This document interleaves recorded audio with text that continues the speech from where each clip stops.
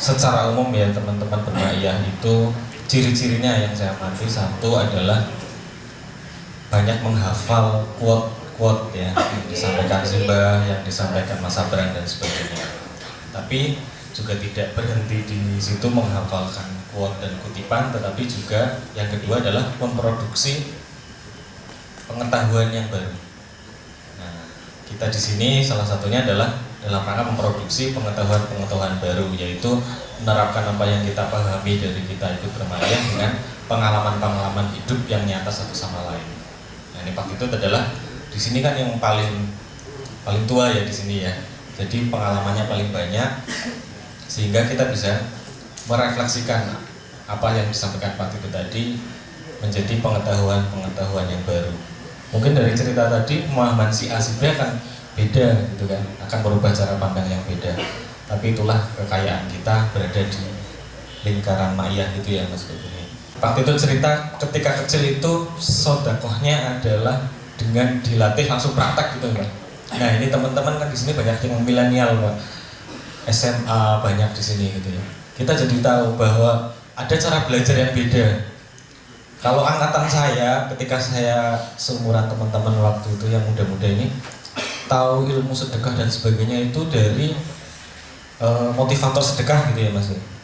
Dimotivasi, diberi pemahaman, imbalannya ini dan sebagainya. Tapi ketika generasinya Pak Titut kecil dulu, ternyata cara belajarnya berbeda, yaitu langsung dipraktekkan. Nah, dari situ teman-teman jadi tahu bahwa cara belajar itu tidak hanya satu gitu ya. Masing-masing tentu punya efeknya. Misalnya, kalau yang saya amati, kalau teman-teman sepantaran saya, sibuknya adalah membenarkan, rumusnya benar ora sih gitu ya.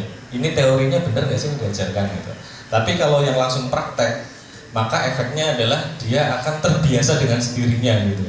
Jadi tidak mikir ini ikhlas apa enggak, ini diterima apa enggak, tapi tiba-tiba menjadi kebiasaan untuk ringan memberi gitu. Nah, jadi kita tidak bisa berkutat pada satu cara belajar yang itu saja gitu ya. Kita bisa belajar dengan cara belajar yang lain, yang ternyata zaman dulu menurut saya cara belajarnya lebih tepat ya, lebih kuat gitu kan, lebih aplikasi. Sedangkan kita banyak dibingungkan oleh cara belajar yang hari ini gitu kan. Karena itu banyak sekali sekarang pendidikan alternatif gitu kan. Orang berkumpul secara informal itu banyak sekali, bukan hanya di simpul-simpul seperti ini kan. Ada lingkaran yang lebih kecil, berbagai komunitas dan sebagainya. Itu adalah dalam rangka mencari cara-cara belajar yang tidak yang malah bikin rumit gitu ya Mas ya. Nah, kemudian merespon satu lagi tadi, kita kayaknya sudah sepakat semua bahwa di sini orang-orang itu kumpulannya ahli sedekah ya, orang banyak sedekah. Tapi kenapa masih ada orang yang miskin, orang yang kurang dan sebagainya?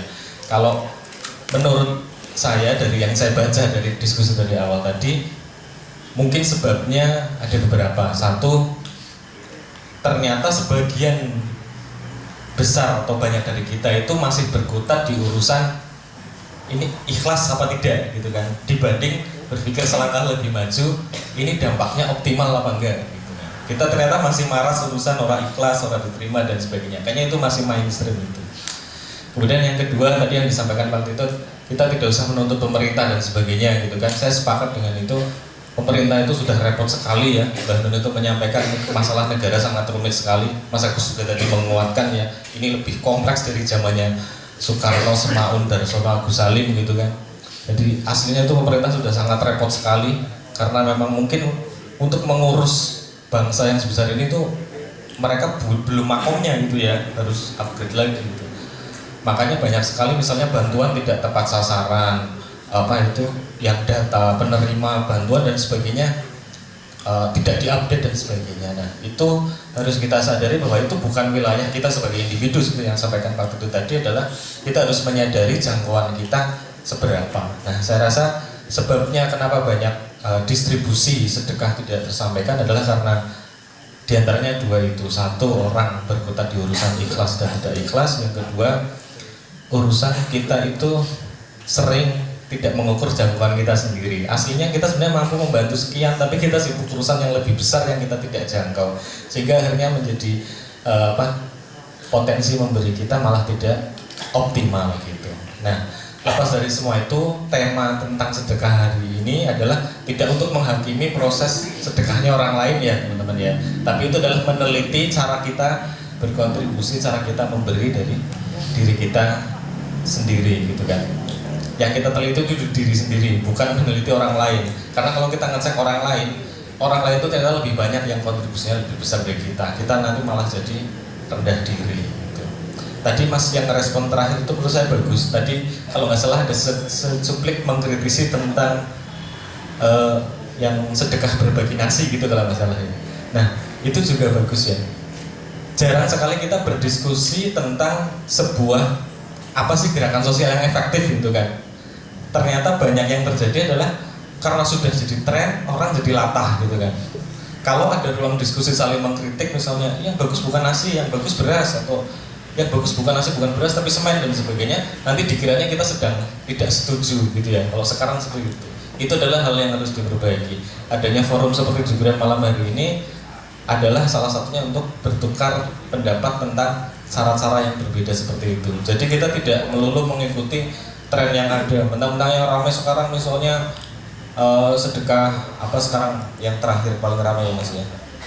Ya kita seringnya pokoknya hanya ikut-ikutan. Kita tidak merumuskan, tidak berdiskusi, tidak bertukar pendapat satu sama lain, itu sangat jarang terjadi gitu. Itu satu hal yang jadi introspeksi kita bersama juga gitu. Saya itu Mas Kuswara.